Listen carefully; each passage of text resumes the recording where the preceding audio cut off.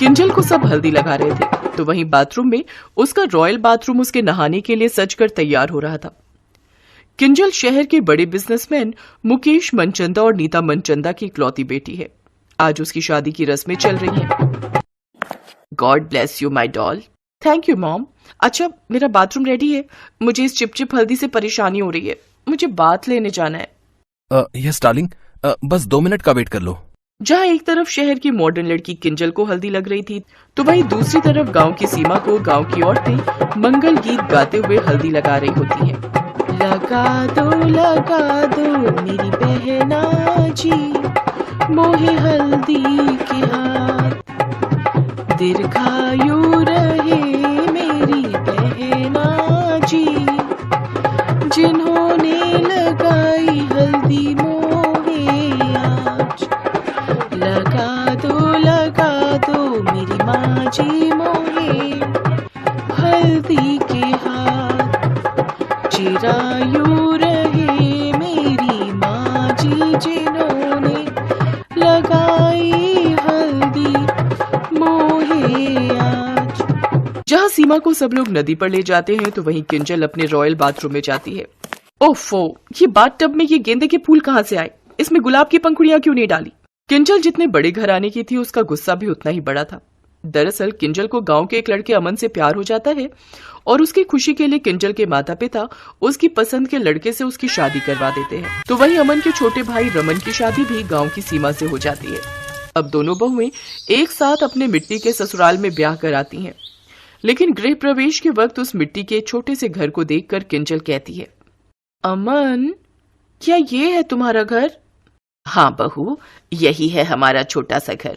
चलो अब दोनों बहुएं एक साथ इस कलश को गिराकर गृह प्रवेश करो। अंदर आते ही किंजल घर को बड़ी गौर से देखती है।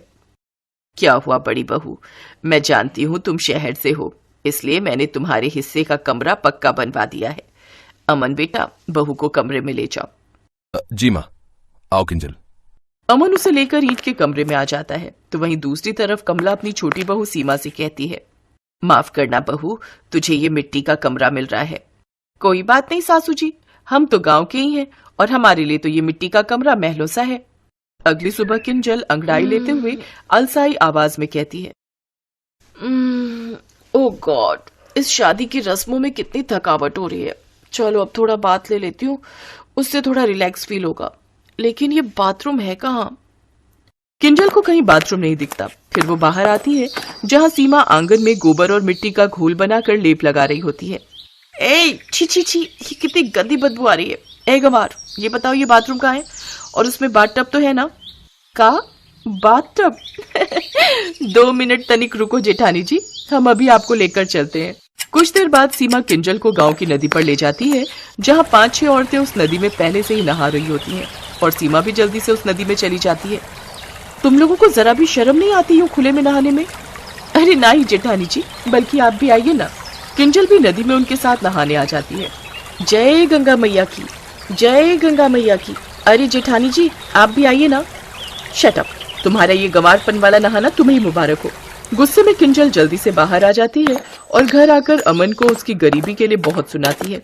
मुझे पता होता कि तुम इतने गरीब हो कि तुम्हारे घर में बाथरूम तक नहीं है, तो मैं तुमसे कभी शादी नहीं करती। आज तुम्हारी वजह से मुझे उस नदी में खुले में उन गंवार औरतों के साथ नहाना पड़ा। ऐसे ही समय बीता। घर का सारा काम सीमा अकेले ही करती। फिर कुछ दिनों बाद गर्मियां शुरू हो गई। ओह माय गॉड, कितनी गर्मी है यहाँ।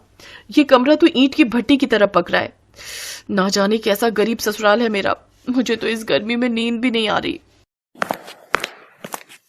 तभी उसकी सास पानी पीने रसोई में जाती है, तो वो बाहर आंगन में टहल रही किंजल से पूछती है, बहू, तू आधी रात को यहाँ क्या कर रही है? अभी तक सोई क्यों नहीं? मेरी हिम्मत मारी गई थी जो इस कंगले घर में आ गई। पहले पता होता कि आपके यहाँ बाथरूम और एसी नहीं है तो मैं कभी ये शादी नहीं करती। वैसे गलती अमन की भी नहीं है। जब घर की नींव कमजोर हो तो कोई कर भी क्या सकता है। मेरे माँ बाप जैसे हर कोई थोड़ी ना बन सकते हैं। अपनी बहू की बात कमला को चुभ जाती है। बहू, हम गरीबों के पास जो थोड़े बहुत पैसे थे वो दोनों बच्चों की शादी में खर्च हो गए।